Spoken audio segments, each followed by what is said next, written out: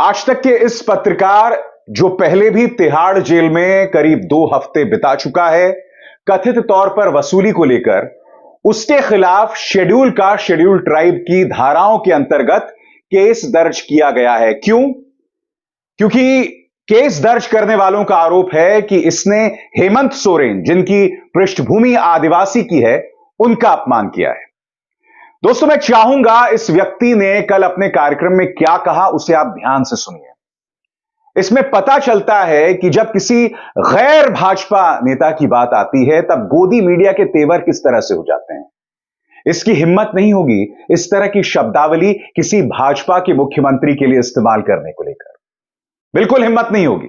मगर मैं चाहूंगा कि किस तरह की पूर्वाग्रह से ग्रस्त हैं ये गोदी मीडिया एंकर्स।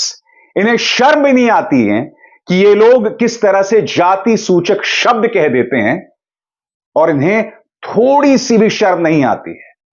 आप जानते हैं, जब इस तरह की शब्दावली, इस तरह की आपत्तिजनक बात कह रहा था, तब सामने खड़ी पापा की परी ने भी इसको नहीं सुधारा। इसने ये नहीं कहा कि आपको ऐसा नहीं कहना चाहिए क्योंकि यह आपत्तिजनक सुनाई दे रहा है। मैं चाहूंगा आप खुद सुने हेमंत सोरेन के बारे में इस तिहाड़ रिटर्न पत्रकार ने क्या कहा था। सुनते हैं। चलते हैं चित्रा के पास। चित्रा, अब आप हमें बताइए कि हेमंत सोरेन बाहर आए या नहीं आए, और अब आज की रात उनकी कहां बीतेगी। उन्हें तो बहुत शानदार लाइफस्टाइल की आदत है, वो प्राइवेट प्लेन्स में चलते हैं, बड़ी बड़ी गाड़ियों में चलते हैं। आज उनके लिए एक तरीके से वैसा ही होगा जैसे वो 20, 30, 40 साल पहले वापस अपने किसी आदिवासी के तौर पर किसी जंगल में चले जाएं। आज की रात काफी मुश्किल होने वाली है। देखिए, जो बड़ी जानकारी सुधीर जी मुझे मिल रही है, उसके हिसाब से ईडी दफ्तर के बाहर हलचल काफी ज्यादा बढ़ गई है। और जैसे 30-40 साल पहले वो बतौर आदिवासी रहा करते थे, यानी कि जैसा कि 30-40 साल पहले एक व्यक्ति आदिवासी के तौर पर किसी जंगल में रहता था, वो हमेशा वैसा ही रहे। वो कभी भी किसी बंगले में ना रहे। कोई भी शेड्यूल कास्ट, कोई भी शेड्यूल ट्राइब, कोई भी पिछड़ी जाति का व्यक्ति सपना ना देखे किसी बड़े बंगले में रहने का। मैं एक बात स्पष्ट कर दूं दोस्तों, हेमंत सोरेन के खिलाफ क्या भ्रष्टाचार का मामला है, उसको लेकर मैं पहले भी अपने कार्यक्रम में उसका जिक्र कर चुका हूं। उसको लेकर साफ तौर पर दोहरे मापदंड हैं। मगर यह बात जो ये पत्रकार कह रहा है ना, वो बहुत ही आपत्तिजनक है। मैं आपसे एक सवाल पूछना चाहता हूं, क्या ये पत्रकार कभी ऐसा कहेंगे कि जो मुख्यमंत्री आदित्यनाथ एक जमाने में गोरखनाथ मंदिर के मठ में थे, आज वो उत्तर प्रदेश शासन की चमक में एक बंगले में रह रहे हैं? ऐसा क्या ये कहने की हिम्मत कभी करेंगे? ये अपने आप में निहायत ही आपत्तिजनक बात है दोस्तों। मगर ये मत सोचिएगा कि ऐसे पत्रकारों के खिलाफ अगर इनका गुनाह साबित भी हो जाता है तो कोई कार्रवाई भी होने वाली है नहीं। मैं आपको बतलाता हूं क्यों। आपको याद होगा न्यूज़ 18 का वो पत्रकार जिसके खिलाफ दंगा भड़काने को लेकर राजस्थान में केस किया गया था। क्या किया था पूर्व मुख्यमंत्री अशोक गहलोत ने? कुछ नहीं। इनके साथ भी कुछ नहीं होने वाला है। और मैं दावे के साथ कह सकता हूं, कांग्रेस के नेता बाकायदा अपने लंचेस, अपने डिनर्स में ऐसे पत्रकारों को बुलाएंगे जो आए दिन प्राइम टाइम में कांग्रेस को एक खलनायक के तौर पर, एक विलन के तौर पर, देश विरोधी के तौर पर लगातार बताते रहते हैं। मगर फिर भी कांग्रेस के नेता मरे जाते हैं ऐसे पत्रकारों के साथ लंच और डिनर करने को लेकर। मैं फिर आपसे सवाल पूछना चाहता हूं, क्या गोदी मीडिया इस तरह की शब्दावली किसी भारतीय जनता पार्टी के नेता के लिए इस्तेमाल करेगी? सबसे शॉकिंग दोस्तों, हेमंत सोरेन 24 घंटे के लिए गायब थे तो तमाम न्यूज चैनल्स ने खबरें चलाई थी कि कहां है हेमंत सोरेन, कहां है हेमंत सोरेन। चंपई सोरेन करीब 47 विधायकों के साथ राज्यपाल के पास जा पहुंचे थे। मगर क्या राज्यपाल साहब ने तुरंत उन्हें निमंत्रण दिया सरकार बनाने को लेकर? काफी देर बाद उन्हें यह निमंत्रण दिया गया है और अब उनके पास 10 दिन हैं अपना बहुमत साबित करने के लिए। यह फर्क क्यों, मैं समझना चाहता हूं। और जब मैं यह कह रहा हूं कि यह फर्क क्यों, याद कीजिए नीतीश कुमार को किस तरह से त्वरित निमंत्रण दे दिया गया था, मगर चंपई सोरेन को निमंत्रण देने में वक्त लग गया। यही मुद्दा प्रियंका गांधी वाड्रा और मल्लिकार्जुन खड़गे उठा रहे हैं। मल्लिकार्जुन खड़गे का बयान आपके स्क्रीन पर, वो बाकायदा उस वीडियो के साथ यह बयान पेश कर रहे हैं। वो कहते हैं 81 विधायकों के सदन में 41 बहुमत होता है। 48 विधायकों का समर्थन होने के बावजूद चंपई सोरेन जी को सरकार बनाने का न्योता न देना साफ तौर पर संविधान की अवमानना, वह जनमत को नकारना है। महामहिमों द्वारा भारतीय लोकतंत्र के ताबूत में एक एक करके कीलें ठोकी जा रही हैं। प्रियंका गांधी वाड्रा ने इस पर क्या कहा? बिहार में गठबंधन सरकार के इस्तीफे के तुरंत बाद राज्यपाल ने नई सरकार बनाने का न्योता भेज दिया था, लेकिन झारखंड में दावा पेश करने के एक दिन बाद भी सरकार बनाने का न्योता नहीं भेजा गया। पहले ईडी लगाकर मुख्यमंत्री को इस्तीफा देने पर मजबूर किया, उन्हें गिरफ्तार किया गया। अब खबरें हैं कि नई सरकार का गठन रोककर विधायकों को खरीदने की कोशिश की जा रही है। पहले बिहार, फिर चंडीगढ़, अब झारखंड। भाजपा हर राज्य में धनादेश के दम पर जनादेश को कुचल रही है। जब प्रियंका गांधी, राहुल गांधी, मल्लिकार्जुन खड़गे और विपक्ष ने बवाल मचाया, तब जाकर कल देर रात राज्यपाल महोदय ने निमंत्रण दिया और अब 10 दिन का वक्त दिया गया है उन्हें अपना बहुमत साबित करने के लिए। मैं आपसे सवाल पूछना चाहता हूं दोस्तों, जब इस तरह से व्यवस्था विपक्ष के खिलाफ काम करेगी तो लोकतंत्र कैसे चलेगा? मीडिया का चेहरा मैं आपको दिखला चुका हूं। कल जानते हैं सुप्रीम कोर्ट में क्या हुआ? सुप्रीम कोर्ट में कपिल सिब्बल हेमंत सोरेन के वकील के तौर पर खड़े हुए थे। कपिल सिब्बल ने सुप्रीम कोर्ट के सामने एक अहम मुद्दा उठाया। उन्होंने कहा कि माय लॉर्ड, एक एक करके विपक्ष के नेताओं को जेल में डाला जा रहा है, आपको तुरंत इस बात में हस्तक्षेप करना चाहिए।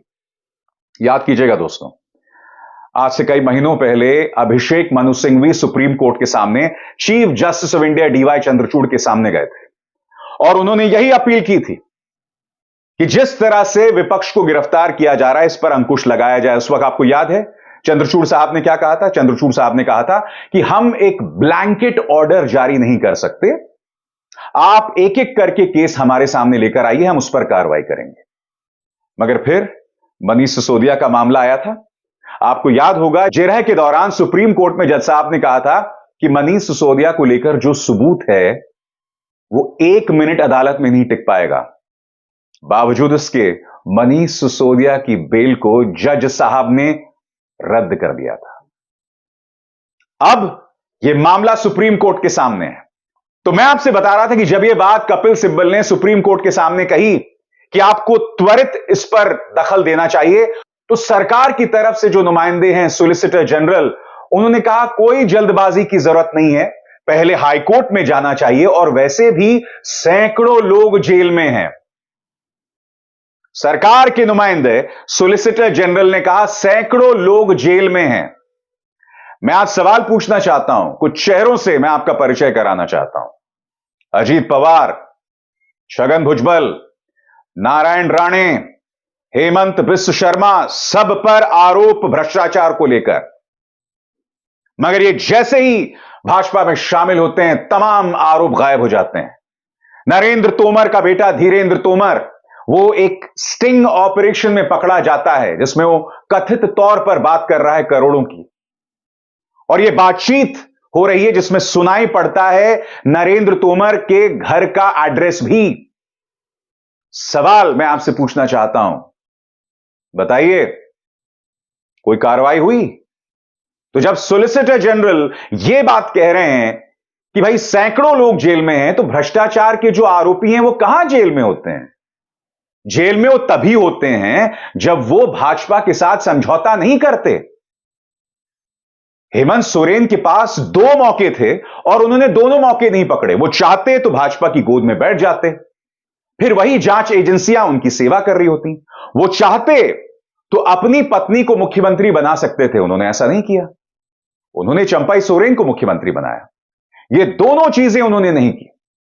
मैं आपको बतलाता हूं दोस्तों कि हेमंत सोरेन को दरअसल प्रधानमंत्री क्यों माफ नहीं कर पाए। उनका एक बयान मैं आपको याद दिलाना चाहता हूं दोस्तों। प्रधानमंत्री नरेंद्र मोदी से जब उनकी बातचीत हुई थी तब उन्होंने क्या कहा था, मैं पढ़ के सुनाना चाहता हूं। आज आदरणीय प्रधानमंत्री जी ने फोन किया, उन्होंने सिर्फ अपने मन की बात की। बेहतर होता यदि वो काम की बात करते और काम की बात सुनते। जाहिर सी बात है, यहां पर हेमंत सोरेन प्रधानमंत्री पर हमला बोल रहे थे और उस वक्त कांग्रेस ने भी आरोप लगाया था कि प्रधानमंत्री इतने आत्ममुग्ध हैं, खुद से इतनी ज्यादा मोहब्बत करते हैं कि वो किसी को सुनने को तैयार नहीं। और उस वक्त हेमंत सोरेन ने उन पर इस तरह से हमला बोला था। यही वजह है कि प्रधानमंत्री उन्हें कभी माफ नहीं कर पाए और उसी के बाद यह पूरी प्रक्रिया जो है वो तेज हो जाती है भ्रष्टाचार को लेकर। मैं एक बात स्पष्ट कर दूं, भ्रष्टाचार के आरोप साबित होते हैं तो जाहिर सी बात है कार्रवाई होनी चाहिए, कौन मना कर रहा है। मगर ये दोहरे मापदंड नहीं हो सकते। भ्रष्टाचार के खिलाफ कार्रवाई को लेकर मजाक मत बनाइए। ये फर्क नहीं हो सकता, एक तरफ हेमंत सोरेन, तेजस्वी यादव, अरविंद केजरीवाल, तो दूसरी तरफ अजीत पवार, छगन भुजबल, नारायण राणे, हेमंत बिश्व शर्मा। ये फर्क नहीं हो सकता।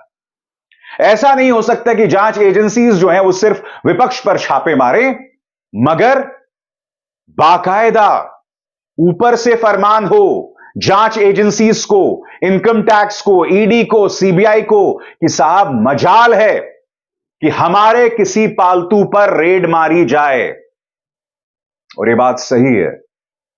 जांच एजेंसीज जब भी कोई कार्रवाई करती हैं तो पहले टटोल लेती हैं कि जिस व्यक्ति पर हम कार्रवाई कर रहे हैं वो कहीं भाजपा से लिंक्ड तो नहीं है। यह हकीकत है और जांच एजेंसीज भी ये जानती हैं और कार्यालय भी ये जानते हैं। और इसीलिए जो पूरी प्रक्रिया है भ्रष्टाचार को लेकर, यह बेईमानी है, ढकोसला है और खुलकर इसमें दोहरे मापदंड हैं। अगर भ्रष्टाचार हुआ है तो जाहिर सी बात है सजा मिलनी चाहिए, मगर दोहरे मापदंड नहीं हो सकते हैं। बीजेपी को तो भूल जाएं, मगर विपक्ष के बारे में पहले से ही प्रोपेगेंडा चलाया जाए, पहले ही उन्हें बदनाम किया जाए, जबकि उनका गुनाह साबित भी ना हुआ हो। गुनाह साबित कीजिए और जेल भेजिए। प्रक्रिया ही ऐसी है दोस्तों कि आप पहले ही व्यक्ति को जेल में डाल देते हैं, उसको सड़ाते रहते हैं। और आप भी जानते हैं कि पिछले 10 सालों में जांच एजेंसीज का कॉन्विक्शन रेट कितना खराब है, यानी कि कितने लोग गिरफ्तार किए जाते हैं और कितने लोग दोषी साबित होते हैं, उसमें जमीन आसमान का फर्क है। इसीलिए यह पूरी प्रक्रिया बेईमानी है। अभिसार शर्मा को दीजिए इजाजत। नमस्कार।